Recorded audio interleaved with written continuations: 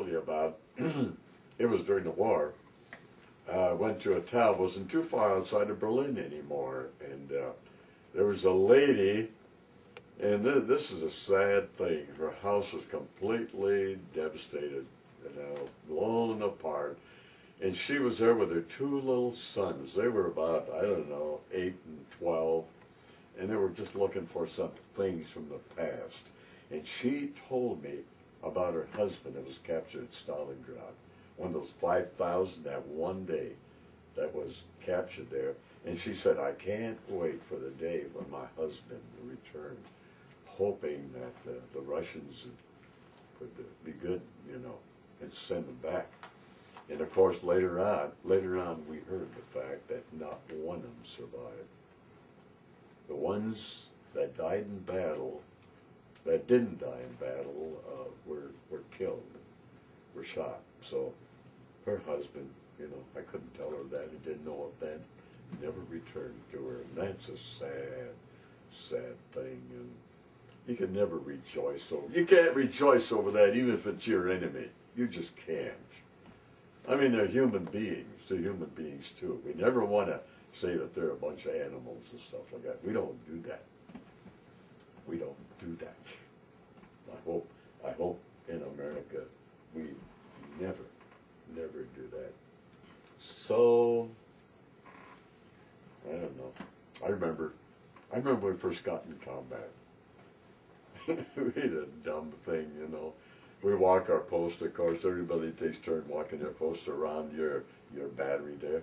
We had headquarters, service battery, A, B, and C batteries. They're the ones that had the guns, the cannons. Each one had 4, 8, 12, so there were 12. Really, in our battalion, we had 12 big howitzers that did all the shooting. And then we had headquarters that took care of all the things, and service battery, which I was in. And we would live with those 3 A, B, C batteries sometime. In fact, I was with B battery when Captain Franz, he was the captain of B battery, got killed that morning in combat. And I happened to be at that battery on the day that happened. He had a little daughter. He had a little daughter that was born after he left, that he had never seen. After we went over into Europe and stuff like that. But those are the really sad things that happened while we were out there fighting. So I should have a replica of my 10-ton wrecker with a big boom in the back that knocked bricks off of houses in England. I mean, the roads are so small, and you had to go around corners. I'd go around a corner, and I'd swipe that house, and the bricks would fly. And, should I answer it? Oh, Carol's got her. Who's that? Hello? Who's that? What do I got? It's been so many years ago. Oh, yeah, I was going to tell about the tin cans, what we did for protection. We strung a rope or wire and everything like that around our little camp over there, and we put tin cans, empty tin cans. We put stones in them. We thought that if the Germans came and tripped across them, we'd be alerted quicker, or something like that. I mean, you learn that those things are stupid. You don't do that because the dogs would come along, or whatever, and it'd start jingling. And so when it jingled, then we thought the enemy was there. It wasn't the enemy. I do crazy things we did like that. So you had Well, false alarm. Yeah, a lot of false alarms. Boy, I remember, and we had to take turns walking guard, and I'll tell you, that is what was tough. Walking guard all night long during the night. We'd have to take our shifts in combat. And how could you, we got so little sleep anyway, and there was nothing that was, you do time after time. Everything changed, always, and nothing was the same. And so we were tired, of course, in the snow in Luxembourg, or the mud. I think it was the mud in Luxembourg, and the snow in Belgium. It was so bad, our feet were so wet. So we would build a fire with of course we'd have to have total encased, you know, little fire, little wood, anything we do outside there, in the cold, in the snow, in the mud. And we build a fire, and it'd take care of two things. It would dry our socks, and it would heat our coffee. You don't think that was worth something? It was. We were happy. And we'd make that coffee strong. Stronger than we've ever had it over here, to stay awake, to keep alert, you know. And so we disbanded those little tin cups with stones in them for alert. That was a bunch of baloney. I remember one time, you know, we'd have little dugouts and stuff where we'd sleep during the battle, during combat.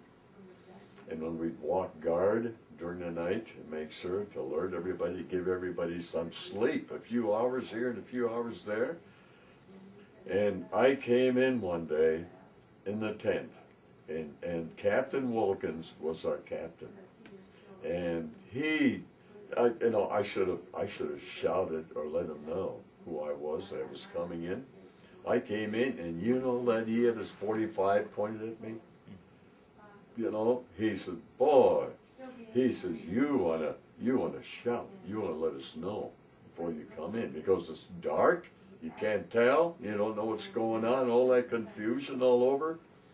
Well, he said, you're lucky. He said, you're lucky you're alive. Of course, the captain would say that, you know, try to teach you what you better do next time. Oh, Captain Wilkins, you know, he was quite a guy. And Sergeant K. Sergeant K was a master sergeant in the battalion motor pool. He was kind of a big. He had a big tummy, and so I remember one day before we went in combat, we had to have rest parade, and all that kind of thing. We'd have parades, and I'll tell you, I just about died laughing at Sergeant K. He had 6 bars. I only had 3 bars, but he had 6 bars, so he had a lot more authority, of course. And we were, and the colonel was coming in to check us out and stuff, and we were in parade. You know how you have to do, you got to hold your gun, and they'll grab your gun, and they'll pull it away from you, and they'll look in there to see if it's clean and all that kind of stuff. That's before you get into combat. After combat, forget that junk. We never had to do that again. Anyway, we were lined up. And there was Sergeant K. He was right over here beside me, you know, and he had a big stomach. And the old colonel started looking past. That's the way they look past. And he said, Sergeant, he said, step back a step or pull your gun in. and you know, you didn't dare laugh. Oh, never. I'll tell you, nobody could hardly help it, but Sergeant K. He liked me. He liked me so much, you know. And if we had to be together or something, he'd always want me to be with him, you know.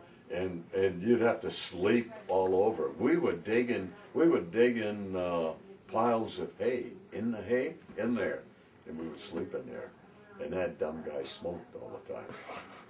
I was so scared of him catching the thing on fire. And Sergeant K, and of course, you know, what could I tell him? He was the boss. In a way, he was my boss. And